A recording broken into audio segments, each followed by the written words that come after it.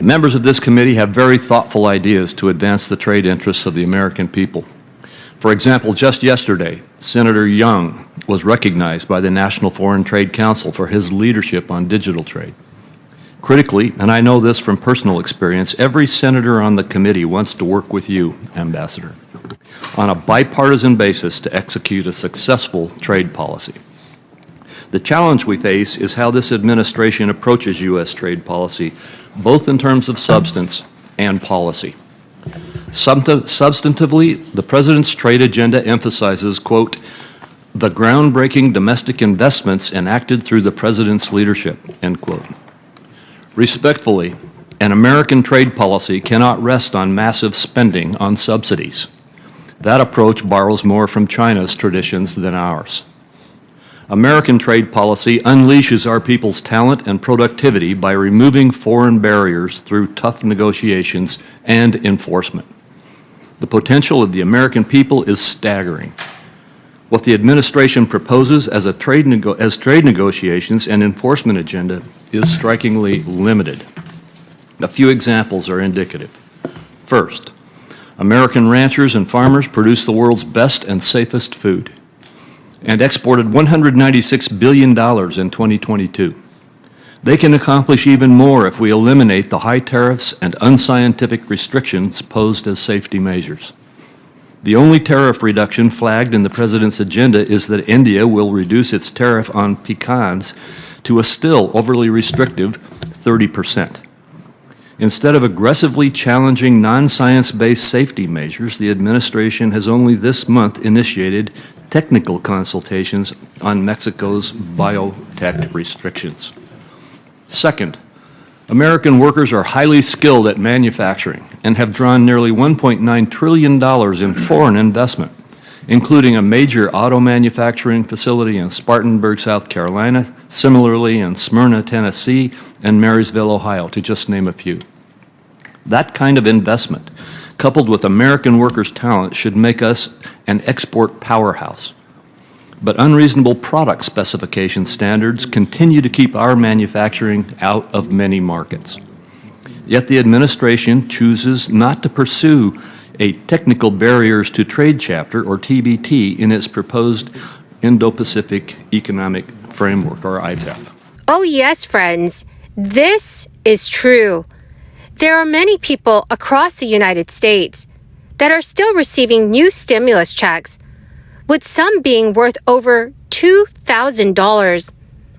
But the requirements to receive another relief payment have also been changed. Some officials are concerned about whether these requirements should be loosened to help more people. My dearest friends, please make sure that you watch until the end of this video. Also, next Friday, I will be announcing more winners for the Walmart gift card giveaway. If you'd like to enter the weekly giveaway, friends, all you have to do is click and like several of my videos and then comment below the keyword of each video that you watch. The more videos that you watch and then comment on, the greater your chances, friends, of winning the giveaways. The crisis response resulted in profound financial challenges for millions of American households. So in an effort to ease the pain, Congress passed a Crisis Aid, Relief, and Economic Security Act, setting aside $2.3 trillion to go towards stimulus checks. In total, there were 3 rounds of cash payments of $1,200 per person plus $500 per child. The last of these checks were sent in 2021. For many Americans, struggles still remain. In response, some states and cities have instituted versions of their own stimulus payments. So now let's go over states that are giving back to qualifying residents. Most states' payment distributions began in 2022, and some have not arrived yet due to delays. But other programs began this year, and the money is on its way. In the state of Delaware, the Relief Rebate Program was developed in 2022, and it provided a one-time direct payment of $300 for every resident adult 18 years and older who filed income taxes in 2021. The idea was to promote the general welfare of state residents as they emerge from the crisis, but face higher prices at grocery stores and gas stations. So if you applied for the rebate check in early 2022, you should have already received the money. But if you applied later in the year, your payment may still be on its way. The Illinois Family Relief Plan also granted one-time income and property tax rebates to taxpayers. You would have qualified for the individual income tax rebate if you were an Illinois resident in 2021 and your adjusted gross income was less than $400,000 a year if filing jointly or $200,000 if filing single. The property tax rebate of up to $300 was for Illinois residents who paid Illinois property taxes in 2021 on a primary residence in 2020 and whose adjusted gross incomes were $500,000 or less if filing jointly, or $250,000 or less if you file single. State officials suggest to check the status of your rebate on the state's Where's My Rebate tool. Lastly, if you're a Massachusetts resident, income tax refunds were available to you if you paid 2021 state personal income taxes. The refund was equal to about 14% of your 2021 Massachusetts income tax liability.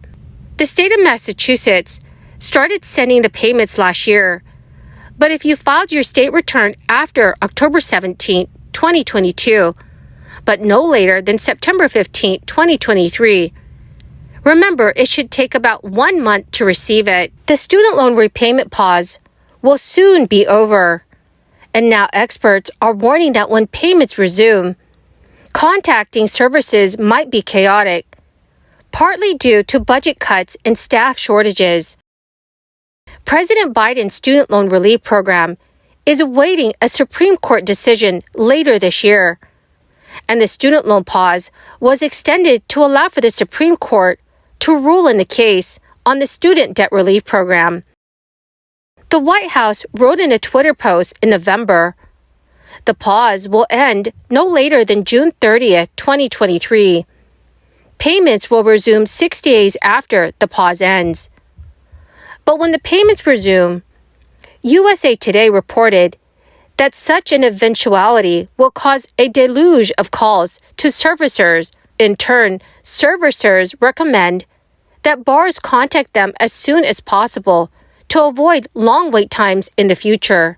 This week, the Supreme Court also reached a settlement on student loan debts.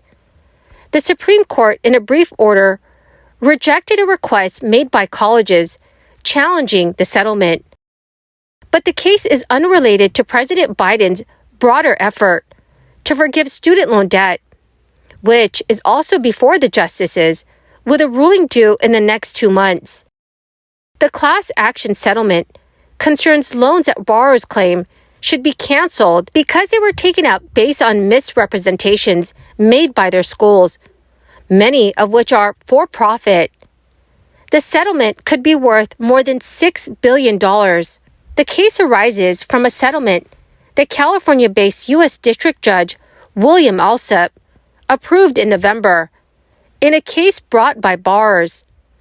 The lawsuit was filed in 2019, 4 years after the collapse of Corinthian Colleges, a for-profit organization, which led thousands of borrowers to file claims seeking to discharge their debt. My dearest and most awesome friends, that is the end of my daily stimulus update video for today. Thank you, dear friends, for being part of this community and for joining me here every single day.